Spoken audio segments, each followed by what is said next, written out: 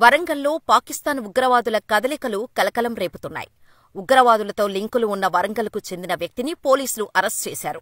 వరంగల్కు చెందిన జక్రియా అనే వ్యక్తికి పాకిస్తాన్ టెర్రరిస్టులతో సంబంధాలు ఉన్నట్టు పోలీసులు గుర్తించారు.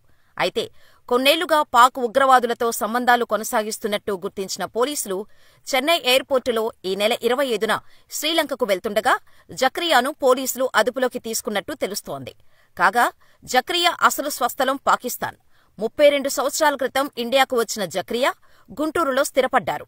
ఆ తర్వాత 25 సంవత్సరాల క్రితం వరంగల్కు వచ్చి జాన్పీరిలో స్థిరపడ్డారు.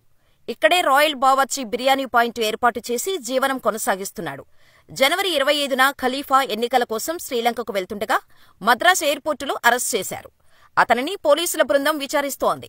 నిజంగానే అతనికి ఉగ్రవాదులతో సంబంధం ఉందా లేక కేవలం అనుమానమేనా అనేది తెలియాల్సి ఉంది. ఇదిలా ఉంటే 2013 ఉమ్మడి ఏపీలో దిల్సుఖ్ నగర్లో జరిగిన వరుస బాంబు పేలుళ్లు హైదరాబాద్ నగరాన్ని ఒక్కసారిగా వణికించాయి. వరుస బాంబు పేలుళ్లతో ఏకంగా 17 మంది మృతి చెందారు. చాలా మంది గాయపడ్డారు. ఇప్పటికీ ఈ ఘటన హైదరాబాద్ వాసుల్ని వెంటాడుతూనే ఉంటుంది. అది సృష్టించిన విధ్వంసం అలాంటిది మరి. ఈ ఘటనపై నేషనల్ ఇన్వెస్టిగేట్ ఏజెన్సీ దర్యాప్తు చేసి ఇండియన్ ముజాహిద్దీన్ టాప్ కమాండర్ యాసిన్ బత్కల్ సహా 5 ఉగ్రవాదులను అరెస్ట్ చేసింది. వీరికి 2016లో ఉరిశిక్ష పడింది. ఆ తర్వాత హనుమకొండకు చెందిన ఆజం గోరికి ఉగ్రవాద సంస్థలతో సంబంధాలు ఉన్నాయని పోలీసులు గుర్తించి నిజామాబాద్లో ఎన్కౌంటర్ చేశారు. ఆ తర్వాత వరంగల్ సెంట్రల్ జైల్లో శిక్ష అనుభవిస్తున్న ఐఎస్ఐ తీవ్రవాదులు Vikaruddin gang 2015 April 7న PT వారెంట్పై Hyderabad కోర్టుకు తరలిస్తుండగా ఎస్కార్ట్ పోలీసులపై దాడికి యత్నించడంతో ఆలేరు వద్ద 5 టెర్రరిస్టులు ఎన్కౌంటర్ అయ్యారు. ఆ తర్వాత పెద్దపల్లి జిల్లా రామగుండం శ్రీనగర్ కాలనీకి చెందిన మహ్మద్ జావేద్, అతడి కుమార్తె ఖదీజా ఇద్దరూ 5 ఏళ్లుగా హైదరాబాద్లో ఓ కంప్యూటర్ ట్రైనింగ్ సెంటర్లో శిక్షణ ఇస్తున్నారు. అదే ముసుగులో ఓ ఉగ్రవాద సంస్థకు సాంకేతికంగా సహకరిస్తూ ఇక్కడి విషయాలను టెర్రరిస్టులకు చేరవేస్తున్నట్టు కేంద్ర వర్గాలు గుర్తించాయి.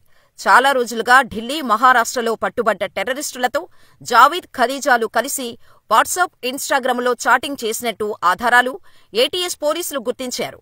ఆన్లైన్ చాటింగ్ చేసిన 2 వ్యక్తులు ఎవరు అని లోతుగా ఆరా తీశారు.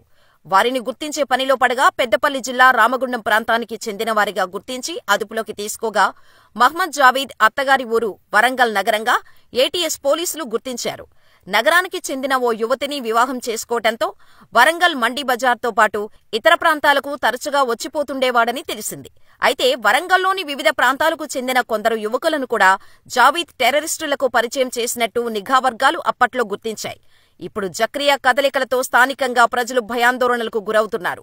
పోలీసులు కూడా అలర్ట్ అయ్యి నిఘాను మరింతగా పెంచారు.